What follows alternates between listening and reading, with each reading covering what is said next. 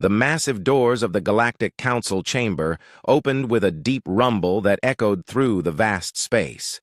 Inside, hundreds of alien beings from across the galaxy sat in curved rows that stretched up toward a crystal dome ceiling.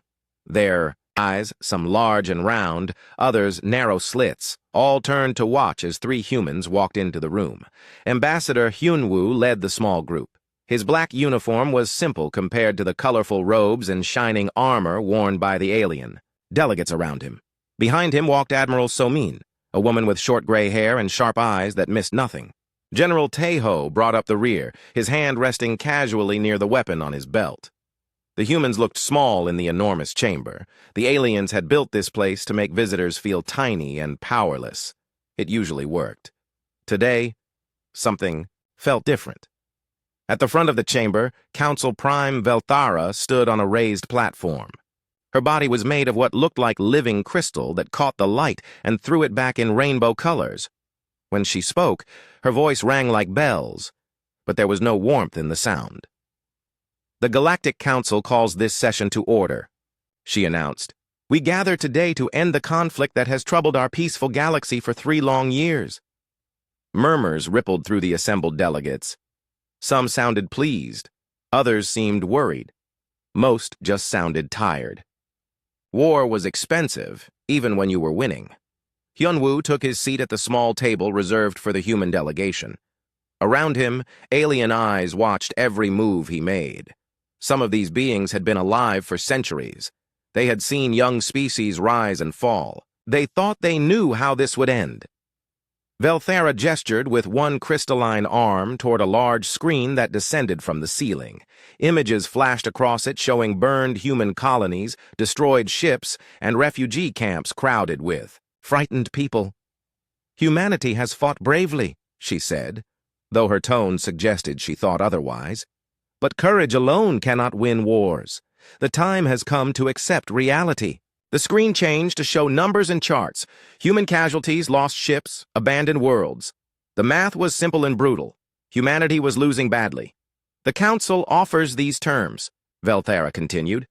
"They are generous, considering the circumstances." One by one, she read out the demands. Humanity would give up all military ships. Earth and the other human worlds would become protectorates under alien supervision. Humans would be moved to special areas where they could be watched and controlled. In return, they would be allowed to live. Each term hit the chamber like a hammer blow. Some of the alien delegates shifted uncomfortably. Even they thought the demands were harsh, but most nodded in approval. Young species needed to learn their place. Admiral Somin leaned forward in her chair, her jaw tight with anger. General Taeho's hand moved closer to his weapon. But Hyunwoo remained perfectly still, his face showing nothing. When Velthara finished reading the terms, silence filled the massive chamber. Every being present waited to hear humanity surrender. Hyunwoo stood slowly.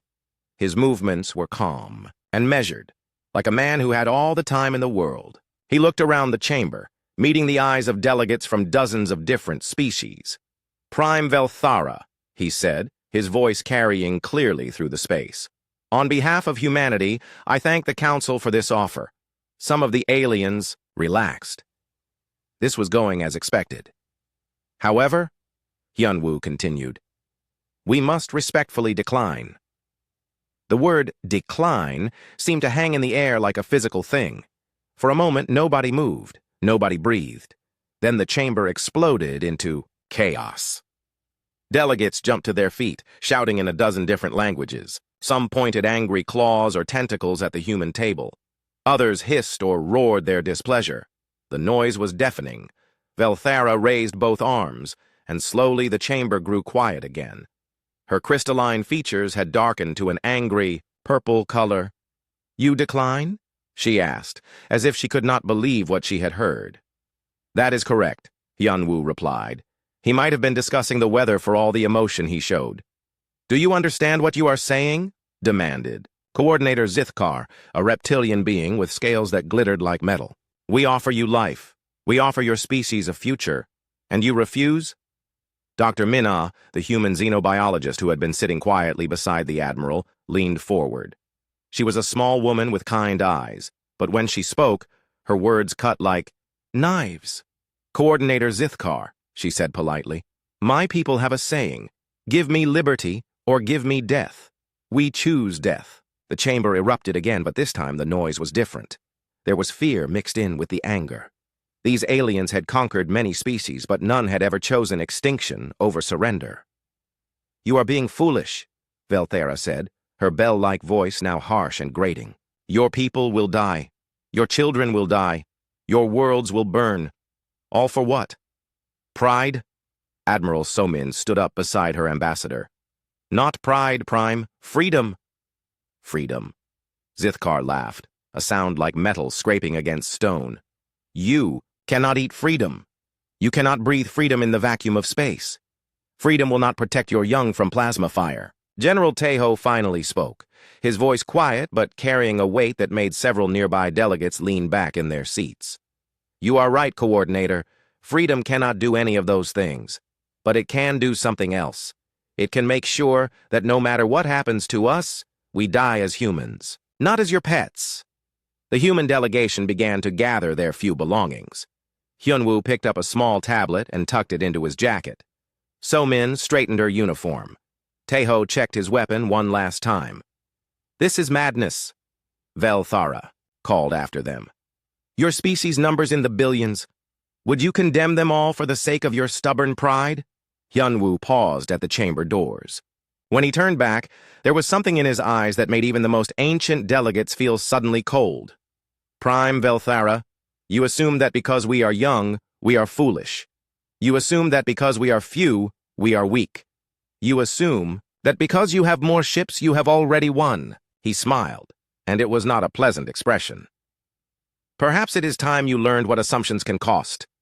Zithkar rose from his seat, his metallic scales bristling with anger.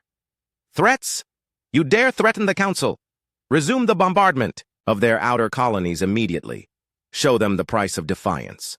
As the humans reached the chamber doors, General Tejo stopped and looked back one more time. His smile was different from the ambassadors. Where Hyunwoo's had been cold, Tejo's was warm and friendly. Somehow that made it infinitely more terrifying. "Coordinator Zithkar," he said conversationally, "you might want to check on your home worlds. We have been busy these past few months."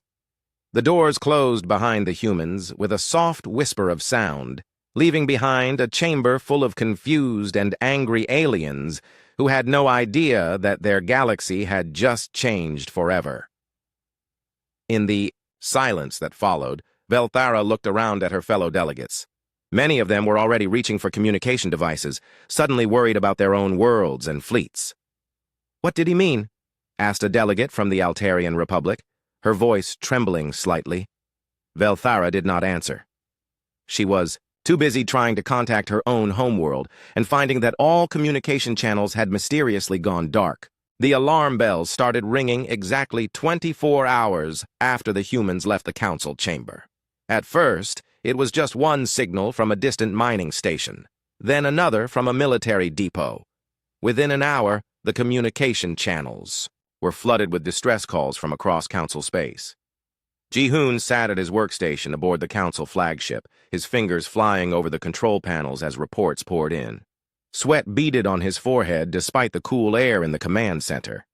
He had been working for the council's intelligence division for 5 years, but he had never seen anything like this.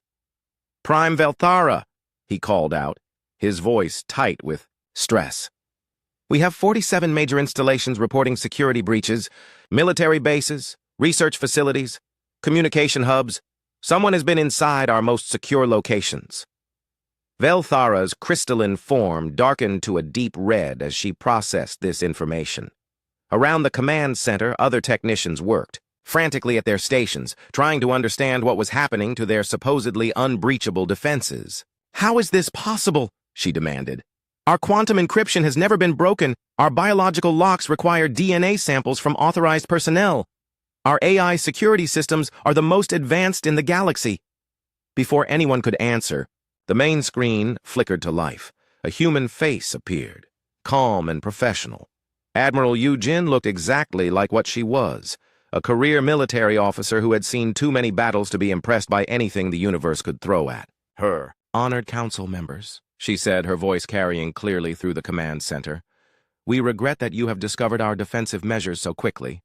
We had hoped to keep them secret a little longer." The command center fell silent. Every being present stared at the screen in shock. Coordinator Zithkar was the first to recover his voice. "Defensive?" he hissed, his metallic scales bristling with rage. "You call attacking civilian targets defensive?" Yujin's expression did not change. "Coordinator, we have not attacked anything. We have simply revealed that your installations were never as secure as you believed. Every facility we have accessed has been under human observation for the past 18 months. The words hit the command center like a physical blow. 18 months. The humans had been inside Council security for a year and a half, and nobody had noticed. "Impossible," breathed Velthara. "Our security protocols are perfect. Our systems are unhackable." Another face appeared on the screen beside Yujin. Dr. Yun-Su looked like a university professor, complete with thick glasses and a friendly smile. But when he spoke, his words sent chills through every being in the command center. "Prem Velthara, you have made a fundamental error in your thinking. You assumed that because humanity is young, we are primitive. You never considered that we might be innovative." He gestured, and the screen split to show dozens of different locations across Council space. Security footage from the deepest, most protected facilities in the galaxy played out in front of their eyes. Humans walked calmly through corridors that should have been impossible to enter. They sat at computer terminals that should have rejected any unauthorized user. They examined classified documents that should have been beyond their comprehension. "You see," Dr. Yun-Su continued, "we learned from you. Every diplomatic meeting over the past 3 years, every peace negotiation, every prisoner exchange, we were studying you, your languages, your technology, your weaknesses." Ji-Hoon felt sick as he watched the footage. He recognized some of the locations. High-security research labs where the Council's most advanced weapons were developed. Communication centers that coordinated military movements across dozens of star systems. Intelligence archives that contained the secrets of every species in the galaxy. "But how?" Velthara asked, her voice barely above a whisper. Yujin smiled for the first time since appearing on the screen. It was not a cruel smile, just tired. "Did you really think we would engage in a conventional war we could not win? Humans are not stupid, Prime. We are adaptable." The screen changed again, showing more footage. This time it was from Council meetings themselves. Humans sat quietly in the background while alien delegates discussed strategy. But now the viewers could see what they had missed before.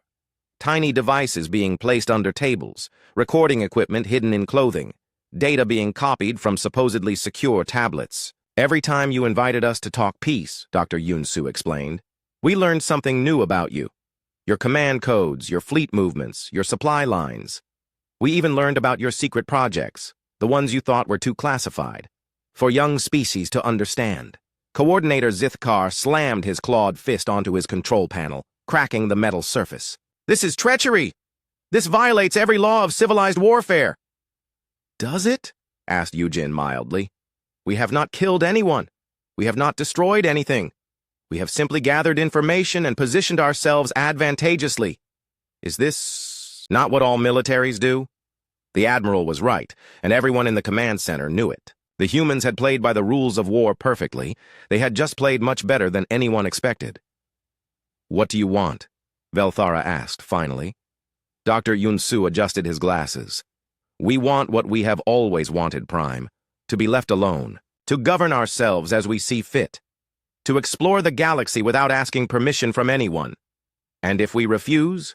The screen split once more, showing new footage. This time it was from inside Council military headquarters, classified research, facilities, and even the private chambers of high-ranking officials. The message was clear. There was nowhere the humans could not reach. "Then you will learn what it means to fight an enemy who knows everything about you," Yujin said simply. "We know your fleet positions, your supply routes, your communication, codes. We know which species are happy with Council rule and which are looking for an excuse to leave.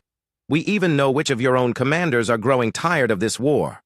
As if summoned by her words, reports began flooding in from across Council space.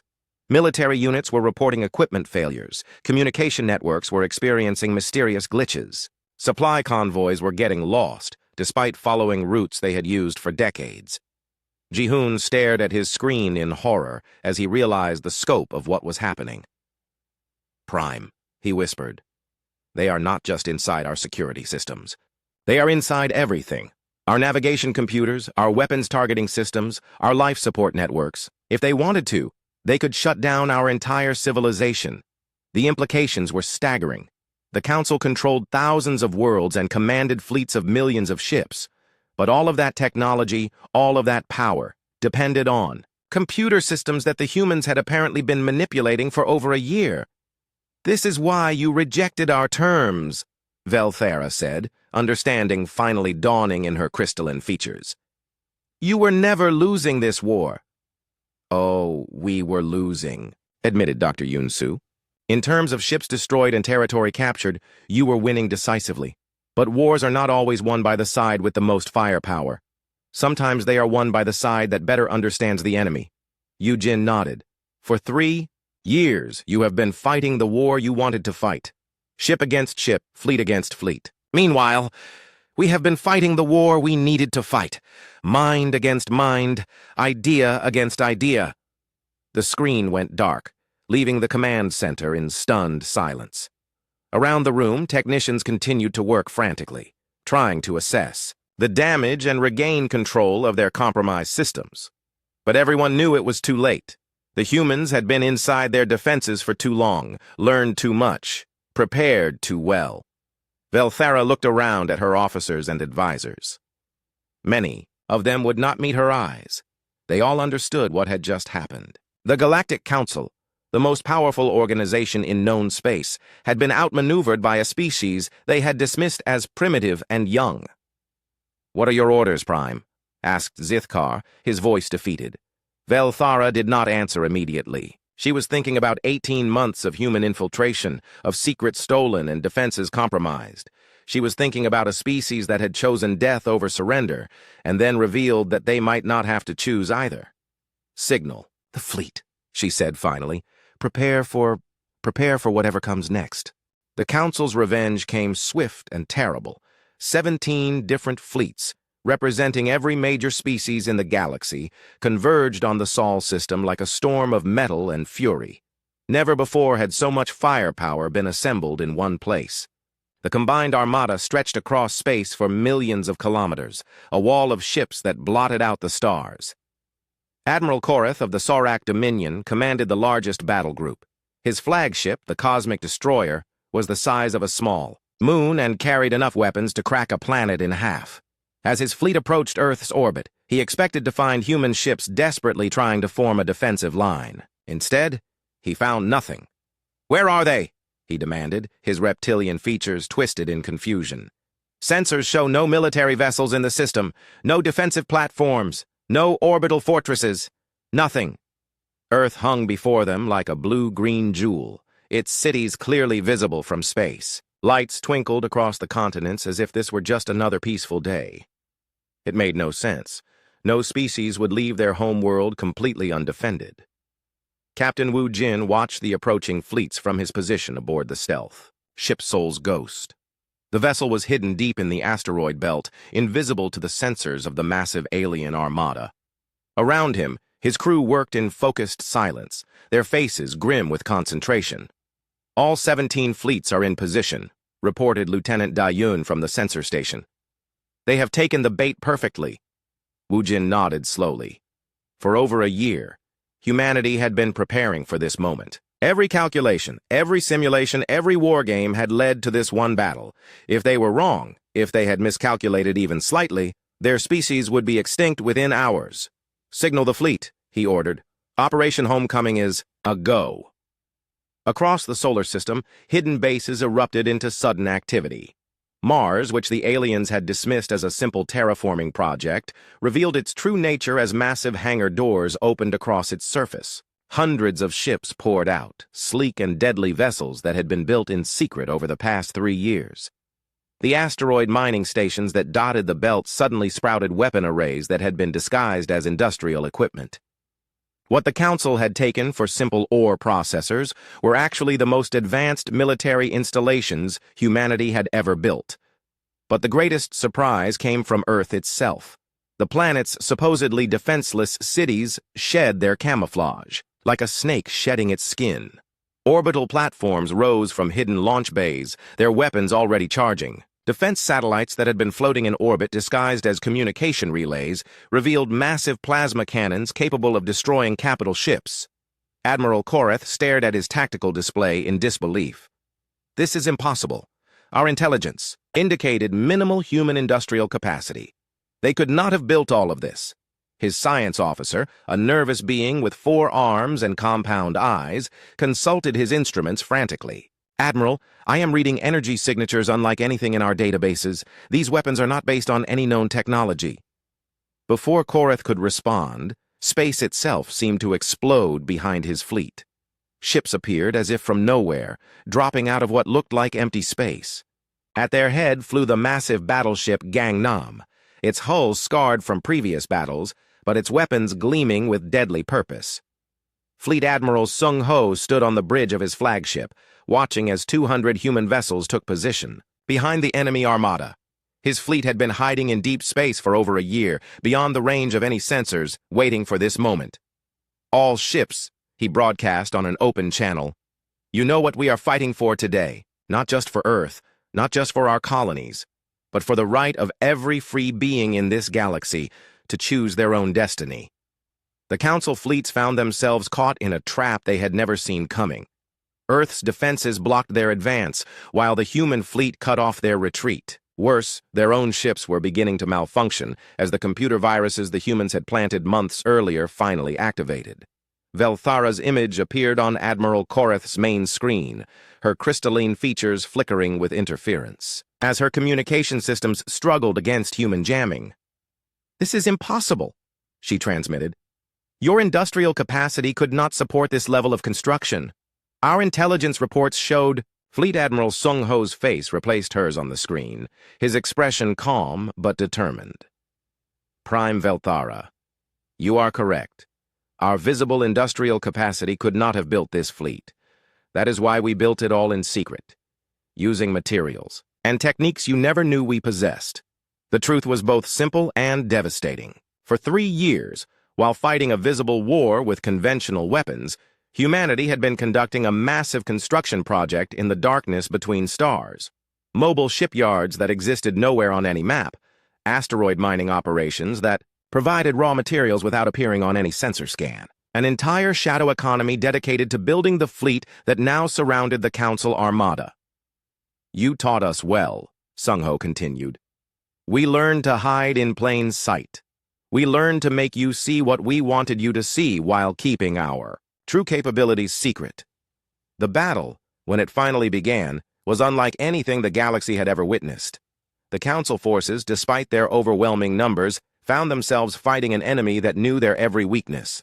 Human ships darted between the massive alien vessels like sharks among whales, their weapons precisely targeting critical systems that had been identified during months of espionage. The humans had another advantage the Council had not anticipated. Every human ship was crewed by volunteers who had chosen to be there. They fought not because they were ordered to, but because they believed in what they were defending. That made them dangerous in ways the aliens could not understand. Captain Wu Jin led his squadron in a daring attack on the Council's command vessel. The Soul's Ghost and her sister ships materialized out of apparently empty space, their stealth systems finally revealed. They struck like lightning, disabling the enemy flagship's communications array before vanishing back into the void. "How many ships do they have?" Admiral Koreth demanded as his forces continued to take losses. Every time his scanners locked onto a human vessel, 2 more appeared from somewhere else. The answer was both more and less than he expected. Humanity had fewer ships than the Council forces, but they were using them better.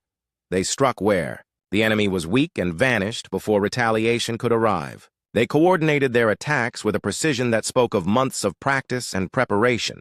Most importantly, they were fighting for something the Council forces could barely comprehend. The alien crews were following orders, doing their duty, fighting, because that was what soldiers did. The humans were fighting for the right to exist as free beings, and that gave them a strength that no amount of training could match. 6 hours after it began, the battle was over. The mighty Council Armada, pride of 17 civilizations, lay broken and defeated in Earth's orbit. Some ships had surrendered when their commanders realized the hopelessness of their situation. Others had fled back to their home systems, carrying news of humanity's impossible victory. Admiral Korath found himself facing Fleet Admiral Sung Ho across a communication channel, his own ship disabled and drifting helplessly in space. The human admiral looked tired but resolute. "You fought well," Sung Ho said simply. "Your crews showed courage in the face of the impossible. We respect that." "How?" Korath asked, his voice barely a whisper. "How did you do this?" Sung Ho was quiet for a moment, considering his answer. "We did what humans do, Admiral. We adapted. We learned. We refused to accept that the way things are is the way things must always be. As rescue ships moved to collect the survivors of the Council fleet, Sung Ho stood at the observation deck of his flagship looking out at Earth. The planet hung peaceful and beautiful in space, its people safe for now. But he knew this was only the beginning. The galaxy had learned that humanity could not be conquered, but it remained to be seen what that would mean for the future. Far across space, in the council chambers where this had all begun, emergency meetings were being called. For the first time in 1,000 years, the Galactic Council faced a species that had defeated them in open warfare.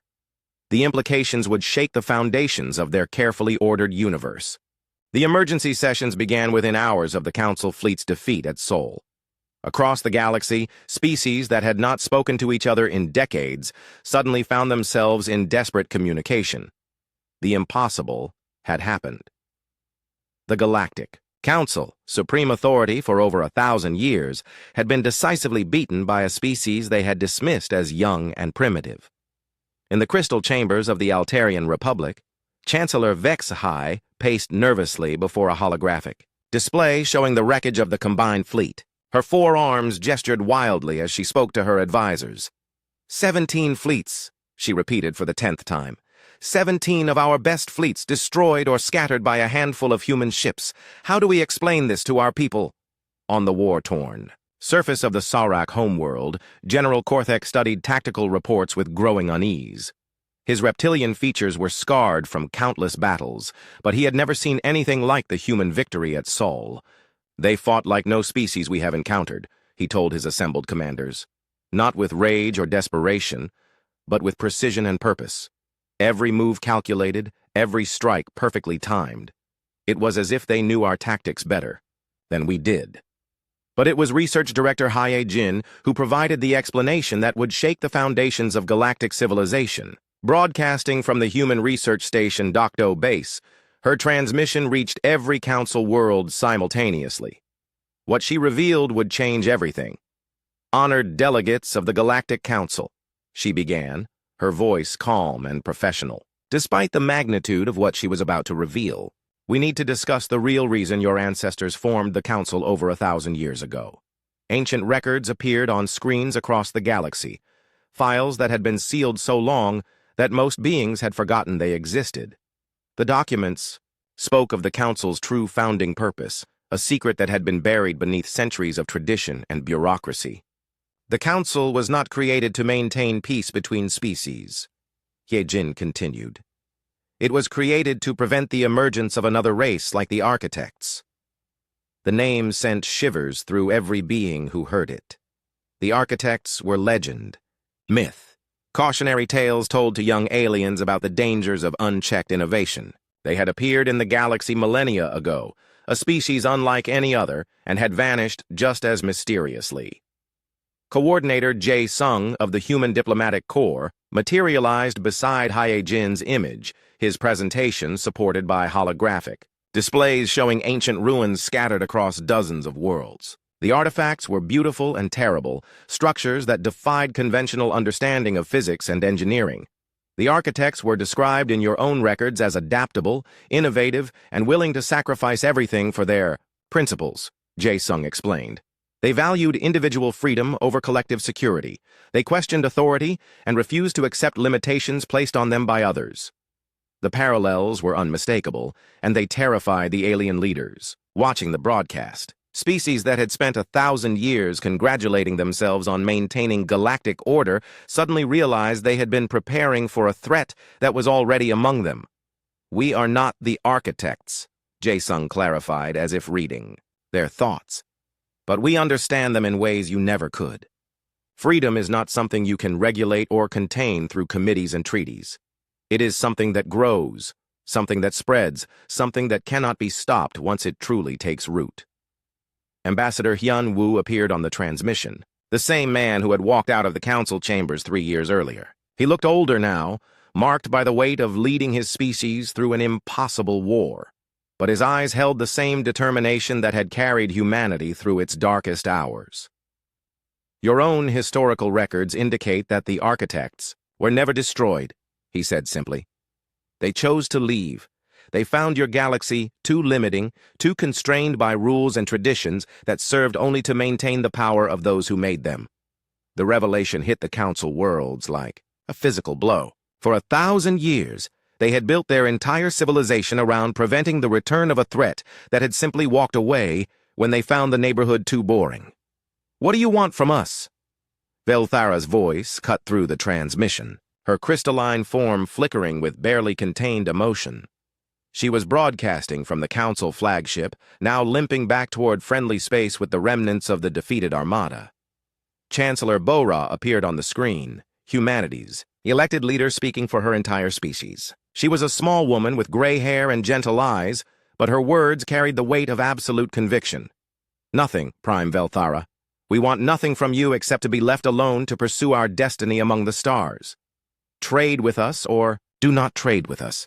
Fight us or do not fight us, but understand that we will never again accept limitations placed on us by others." The simple statement sent shockwaves through the watching alien civilizations. It was not a threat or a demand for tribute.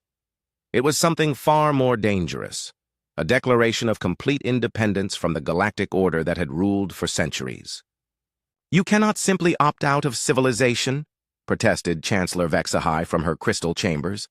"There must be rules, order, structure. Without the council, there would be chaos."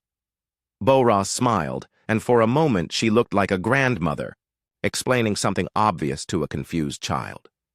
"Chancellor, there will only be chaos if you try to force order on those who do not want it. We do not seek to destroy your council or conquer your worlds. We simply choose not to participate in your system." The implications were staggering.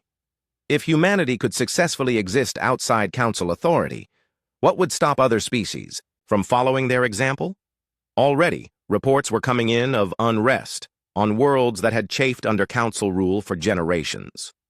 Dr. Minna, the xenobiologist who had been present at that fateful meeting 3 years earlier, provided the final piece of the puzzle. Her research had uncovered something that the council's own historians had missed, buried in archives so old that few beings remembered they existed.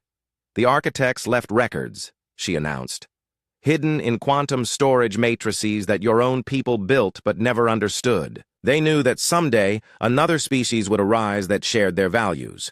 They knew that freedom, once glimpsed, could never be completely suppressed. The ancient architect records spoke of a galaxy where different species could coexist without a central authority dictating terms to everyone. They described trade networks based on mutual benefit rather than enforced regulations. They envisioned exploration and discovery driven by curiosity rather than territorial expansion. This is the future we offer, Bora concluded. Not conquest, not domination, but simple coexistence between free beings who respect each other's right to choose their own path. The transmission ended, leaving the council worlds in stunned silence. Across the galaxy, beings who had never questioned the established order found themselves wondering what alternatives might be possible. On some worlds, protest movements that had been suppressed for decades suddenly found new voice. On others, government officials quietly began reassessing their relationship with the council. Velthara stood alone on the bridge of her damaged flagship, looking out at the stars that suddenly seemed less familiar than they had before. For 1,000 years, The Council had maintained peace through strength and order through authority. Now they faced an enemy that could not be conquered because it did not want to conquer anyone else. The humans had shown the galaxy something. It had forgotten that there were alternatives to the way things had always been done. And once that knowledge was loose in the universe, there was no taking it back. In the depths of space, other fleets were already moving. Some headed toward human space, carrying diplomats eager to learn more about this new way of thinking. Others moved to reinforce Council strongholds, preparing for the chaos their leaders feared was coming. The galaxy would never be the same again. 6 months had passed since the failed peace talks that started everything. The galaxy had settled into an uneasy new reality, like a house that had been shaken by an earthquake and was still deciding whether the walls would hold or come tumbling down. Ambassador Kyung-soo stood on the observation deck of New Geneva Station, humanity's first deep space diplomatic outpost. The massive structure hung in neutral space, equidistant from the major powers, its rotating sections creating artificial gravity for the comfort of visiting species. Through the reinforced transparasteel windows, he could see ships from a dozen. Different civilizations docked at the station's ports. Some came for trade. The humans had developed technologies during their hidden military buildup that other species found fascinating. Medical advances, communication systems, and manufacturing techniques that approached problems from angles no one had considered before. Others came seeking something more precious and dangerous, knowledge of how to be truly free. Secretary Yu Na approached with her daily report, a data pad filled with requests and diplomatic communications that would have been unthinkable just months earlier. The Saurak delegation is requesting another meeting about defensive treaties, she reported, her voice carefully neutral.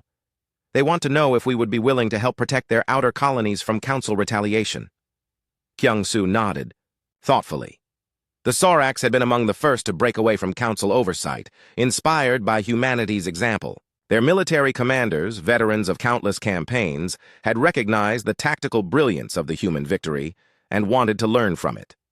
The crystalline hegemony wants to discuss joint research initiatives, Yuna continued. Apparently, they have been working on similar stealth technologies and would like to compare notes. That was more surprising. The crystal beings had always been among the Council's most loyal supporters, their logical minds appreciating the order and structure that galactic government provided. If they were reaching out to humanity, it suggested cracks in the Council's foundation that ran deeper than anyone had imagined. And the Altarians? Kyung-soo asked, though he already suspected what the answer would be. Yuna's carefully controlled expression slipped for just a moment, revealing a hint of amazement.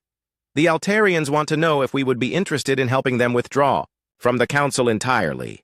They are offering to share their quantum communication technology in exchange for advice on establishing independent governance. Kyung-soo smiled. The Altarians controlled some of the most advanced communication networks in the galaxy. If they left the Council, it would cripple the central government's ability to coordinate between distant worlds. Tell them all the same thing, he said, turning back to watch the ships moving slowly through space outside the station. We will talk, but only as equals. No protectorates, no junior partnerships, no oversight committees. If they want to learn from us, they need to be willing to stand on their own. It was the same message humanity had been sending for months, and it was slowly reshaping the political landscape of the galaxy. Freedom, they insisted, could not be given or granted. It could only be taken by those brave enough to seize it and strong enough to defend it. Far across the galaxy, in the ancient council chambers where this had all begun, Prime Velthara reviewed reports that painted a picture of an organization in slow collapse. 12 civilizations had already withdrawn from council oversight, citing humanity's example as proof that independence was possible. Others were reducing their military contributions and asserting greater autonomy over their internal affairs. Perhaps we should have accepted their first diplomatic overture 3 years ago, she mused to her aide, a young crystal being whose faceted features showed the strain of recent events. But they both knew it was too late for such regrets.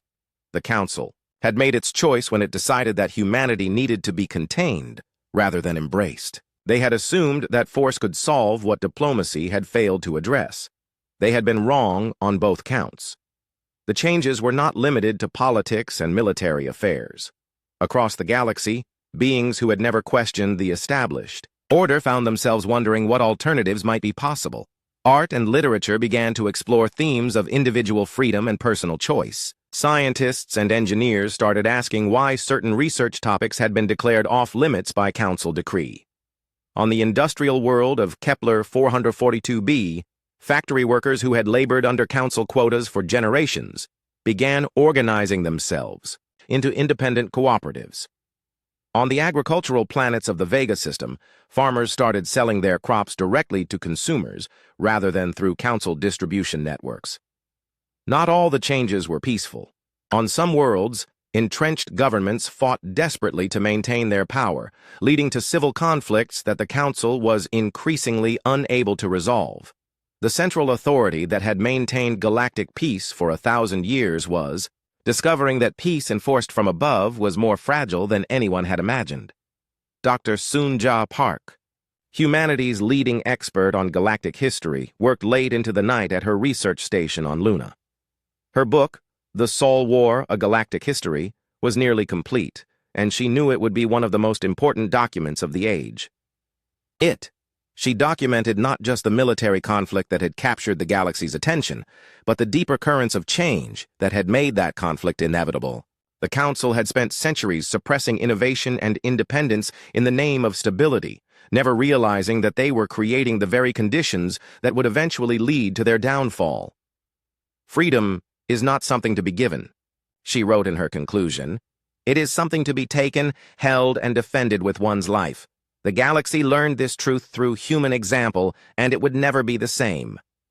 Back on New Geneva Station, Ambassador Kyung-soo received a priority transmission from Earth.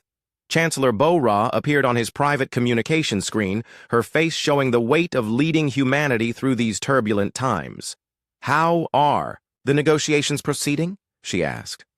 "Slowly but steadily," Kyung-soo replied. "More species are showing interest every day. The Saraks are ready to sign a mutual defense pact. The crystalline hegemony wants to establish joint research facilities. Even some of the Council's core worlds are sending unofficial observers." Bo-Ra nodded thoughtfully. "And the Council itself?" "Strangely quiet. They seem to be hoping that if they ignore us long enough, we will go away, or their problems will solve themselves." "They will not," Bo-Ra said with certainty. "We have shown the galaxy that alternatives exist. That knowledge cannot be suppressed or forgotten." She was right, of course. The humans had kept their word from those first fateful peace talks. They had wanted nothing from the Council except to be left alone to pursue their own destiny among the stars. But in winning that freedom, they had inspired something the galaxy's power structure could not contain, the idea that every species deserved the right to determine its own future. As the months passed, more and more civilizations made the choice to follow humanity's example. Some did it quietly, simply reducing their participation in Council activities until they were independent in all but name. Others made dramatic public declarations, formally withdrawing from treaties and agreements that they no longer considered binding. The Galactic Council, faced with the slow dissolution of its authority, tried various responses. They offered reforms and concessions, attempting to convince departing species to return. They threatened economic sanctions and military action, though their ability to enforce such threats was increasingly questionable. Most often, they simply ignored what was happening, hoping that the crisis would somehow resolve itself. But there was no going back. Humanity had demonstrated that the galaxy's most powerful organization could be defeated by a species that refused to accept limits on its freedom. They had shown that innovation and determination could triumph over superior numbers and established authority.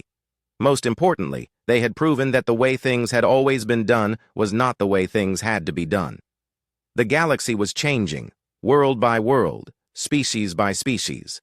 It was becoming something new and unprecedented, a place where different civilizations could coexist without a central authority dictating terms to everyone.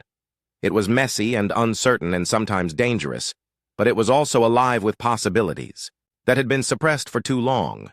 Humanity had retreated from the peace talks as free beings, and they had remained free. In doing so, they had lit a fire that would burn across the stars, carrying the light of liberty to every corner of the galaxy. The old order was ending, and something better was taking its place. The future, for the first time in 1,000 years, was unwritten.